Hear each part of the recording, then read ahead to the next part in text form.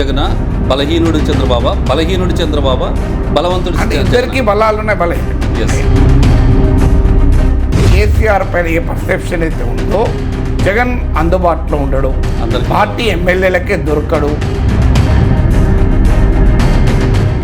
ఎప్పుడు కూడా ప్రజలు ఏమంటారంటే నీ రాజకీయ కక్షలకు ప్రాధాన్యత ఇవ్వరు, ప్రజలు నాకేం జరుగుతుందని ఆలోచిస్తారు.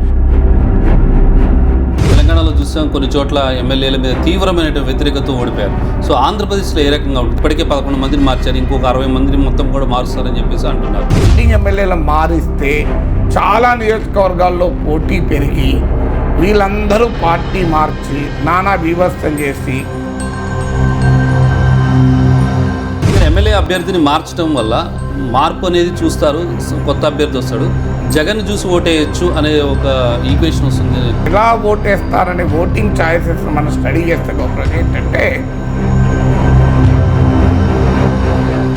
లోకల్ లీడర్ల యొక్క ప్రభావం కూడా తెలంగాణలో అధికార పార్టీ మీద స్పష్టంగా కనిపించింది. ఇప్పుడు ఆంధ్రప్రదేశ్లో ఎట్లా ఉండే అవకాశం? ఈ ఎమ్మెల్యేల రోల్ కానీ స్థానిక యంత్రాంగం రోల్ కానీ చాలా చాలా పరిమితం, దాదాపు లేదని చెప్పాలి. ముఖ్యమంత్రికి ఓటర్కు మధ్య ఒక పర్సనల్ కెమిస్ట్రీ ఏర్పడింది.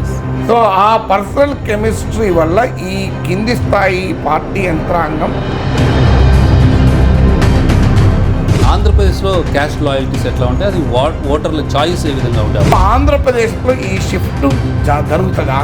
కనబడుతున్న షిఫ్ట్ ఒక్కటి కాపులే కనబడుతుంది, మిగతా వాళ్ళు ఎవరు?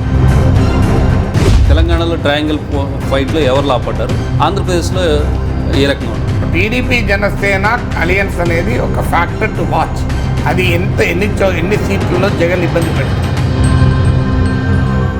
డెవలప్మెంట్ వెల్ఫేర్ స్కీమ్స్లో కూడా మనం సగం దూరం వచ్చినాం ఇంకొంచెం చేసుకోవాల్సి ఉందని చెప్పారు.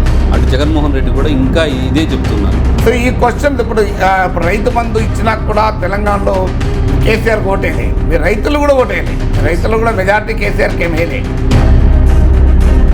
ఇక్కడ తెలంగాణలో ముస్లిం ఓటరు, అర్బన్ ఓటర్ ఏమో బీఆర్ఎస్ వైపు ఉన్నట్టుగా కనిపించింది, రూరల్ ఓటర్ కంప్లీట్గా కాంగ్రెస్ వైపు ఉంది. సో ఆంధ్రప్రదేశ్లో కూడా ముస్లిం ఓట్ల సంఖ్య చాలానే ఉన్నది.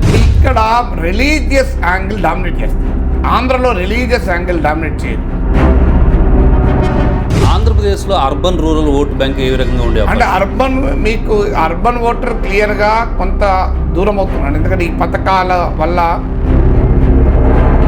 తెలుగుదేశం పార్టీ జనసేన రెండు కూడా ఈసారి పొత్తు పెట్టుకుని ఎలక్షన్లోకి వెళ్తున్నారు. మొన్న కూడా ఒంటరిగా వెళ్ళారు, దాని ఇంపాక్ట్ కూడా కనిపించింది.